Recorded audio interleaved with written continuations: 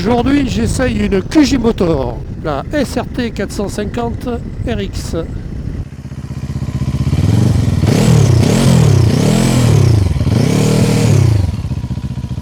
Cette moto vous accueille sur une selle assez haut perché à 825 mm.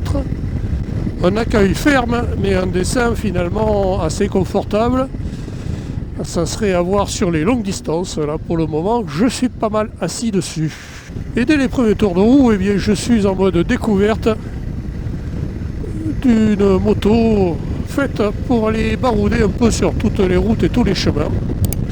Et donc, eh bien, je vais aller voir sur un chemin ce que ça donne, sans rouler vite, juste pour tester, voir si la moto est bien équilibrée. Les premiers tours de roue font que cette moto est assez facile à prendre en main. Malgré la hauteur de selle, moi avec mon 1m80, je touche les deux pieds à plat au sol. C'est accessible, mais peut-être pas à la portée de tous. Allez, je vais m'engager maintenant sur un chemin. La position debout sur la moto est plutôt correcte. La selle monobloc permet de se recouler pour mettre du poids à l'arrière quand c'est nécessaire pour délester la roue avant. Oui, on est plutôt pas mal, même si je trouve que les repose-pieds sont peut-être un peu courts. On remarque que ce soit la pédale de vitesse ou la pédale de frein, elles sont parfaitement adaptées pour le tout-terrain. Allez, je me rassois.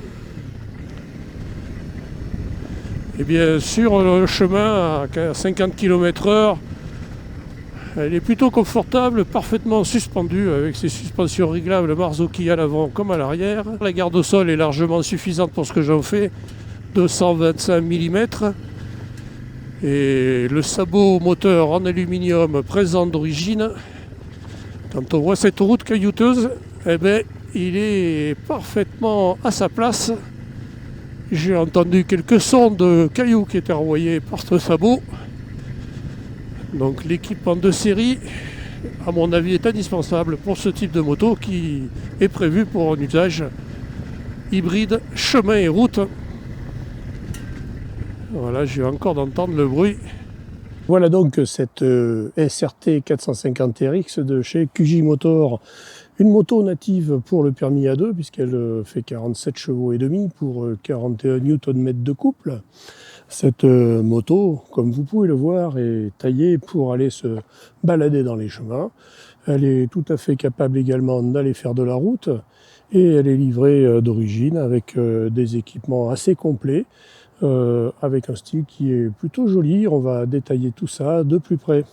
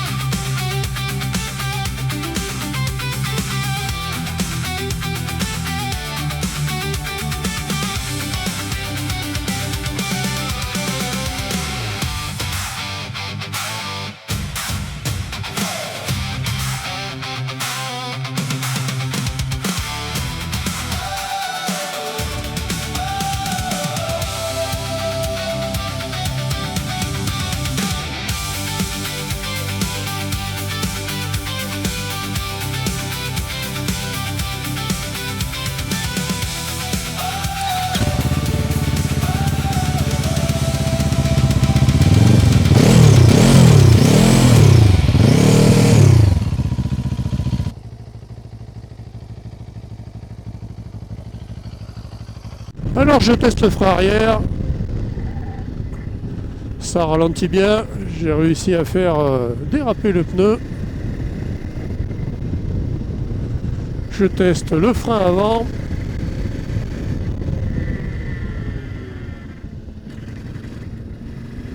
Ça répond bien, il y a du mordant mais c'est pas excessif. On va essayer avec les deux freins en même temps maintenant.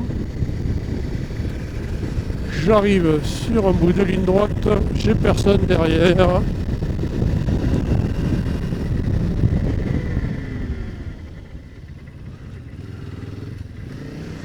Les freins sont efficaces, sans extravagance non plus. On va dire qu'ils font parfaitement le boulot et on est dans la bonne moyenne, dans la très bonne moyenne même. Alors j'ai testé le chemin empierré en mode normal. Je le prends maintenant ici en mode sport.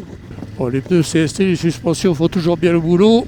Ouais, le mode sport lui va vraiment mieux, je trouve, à cette moto. En tout cas, je le trouve plus sympa, plus rigolo. Résultat, si vous voulez une moto qui vous permet soit de rouler en mode tranquille, eh bien vous mettez le mode normal et vous l'avez. Soit en mode fun, mais sans être extravagant, eh bien vous mettez le mode sport et vous l'avez. Ouais, on a vraiment deux motos en une pratiquement.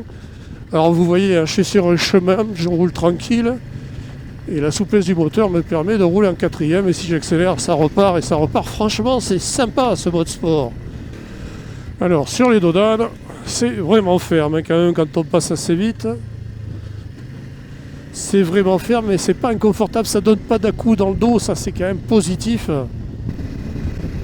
Voilà, donc je vais arriver sur la montée sinueuse qui me permet de tester la maniabilité et la souplesse du moteur. J'ai fait une première montée en mode normal. J'ai pu voir que la moto était très souple puisque je suis monté en cinquième. Alors je vais remonter en cinquième, voilà, j'y suis. Et là en mode sport, par contre, ça monte toujours aussi bien. Mais effectivement, les accélérations sont beaucoup plus franches.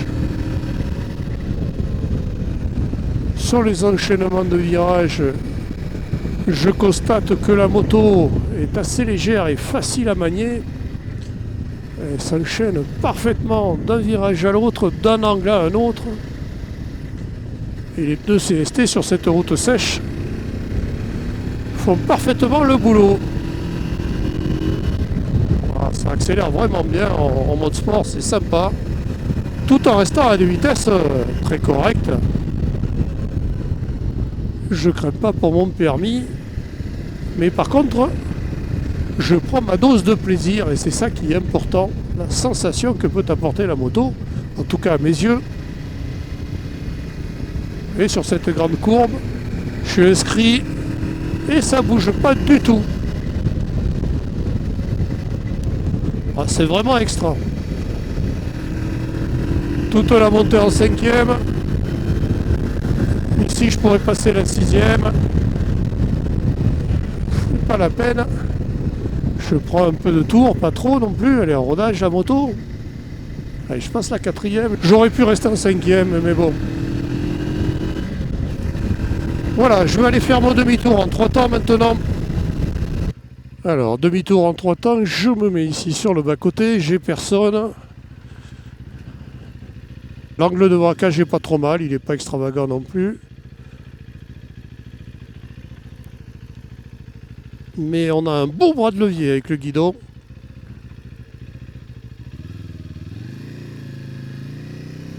Voilà, c'est juste, hein, ça le fait, mais c'est juste. Donc au niveau de la maniabilité, on va dire qu'avec sa roue de 22 pouces à l'avant et de 18 pouces à l'arrière, il ne faut pas s'attendre non plus à ce que ça tourne dans un mouchoir de poche. Mais sur cette petite route, le demi-tour en 3 temps, il passe juste, mais il passe. Et bien voilà, j'arrive à la fin de l'essai de cette QJ-Motor SRT 450 RX. C'est une moto qui est bourrée de qualité, franchement. En mode normal, elle est souple avec des accélérations linéaires. Elle ne surprendra pas son pilote. Mais elle a une allonge tout à fait correcte, je pense. Pour un usage, bien sûr, normal.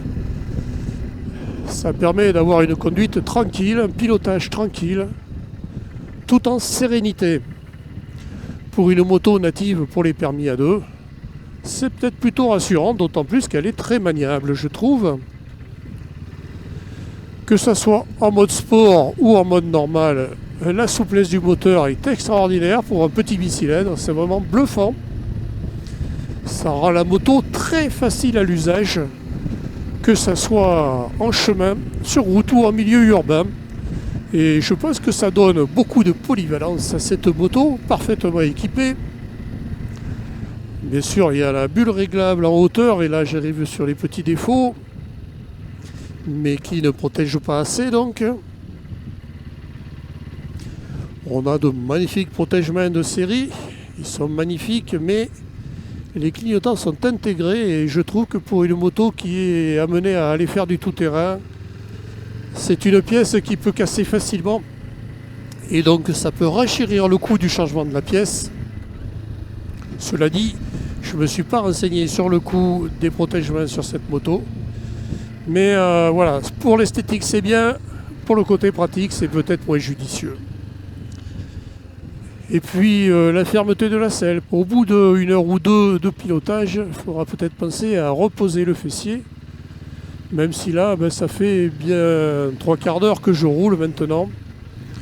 Et je suis encore à l'aise sur la moto sans aucune douleur, ni au niveau des fesses, ni au niveau du dos. Parce qu'on est parfaitement assis sur la moto. Et les jambes ne sont pas trop repliées non plus. Ça, c'est vraiment un bon point. Le compteur est petit mais parfaitement lisible. En mode vertical, on a toutes les indications nécessaires, sachant que la moto est équipée d'origine de capteurs de pression des pneumatiques avec l'indication donc sur le compteur qui apparaît. Alors au bilan, eh bien, je dirais qu'on a ici une belle moto. Je la trouve effectivement réussie au niveau de son design, notamment la partie arrière avec ses clignotants 3 en 1, clignotants feu arrière et feu stop. Une moto polyvalente qui est à l'aise sur route, à l'aise dans les chemins et à l'aise en ville par sa souplesse moteur notamment. Une moto qui est maniable, qui enchaîne bien les courbes sur la route et qui passe très bien dans les chemins avec les équipements suffisants pour pouvoir juste installer des bagages sur le porte-paquet d'origine et partir en vadrouille. Une baroudeuse qui peut aussi faire la ville et la route. Donc ça, c'est super. Je vais ramener la moto chez Motomove Limoges, la concession QJ Motor animée par Léandre qui m'a fait essayer cette moto. Je le remercie.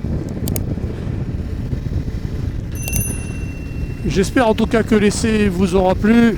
Moi, j'ai trouvé que cette moto très intéressante. J'avoue que si je n'avais pas ma 600 SRT SX, pour remplacer ma CBX, elle serait en très très bonne position, tellement elle est polyvalente et finalement très sympathique et facile à prendre en main. Merci d'avoir regardé la vidéo, je vous dis à très bientôt pour de nouvelles vidéos sur Danny Trip 87 balade moto. Allez, salut!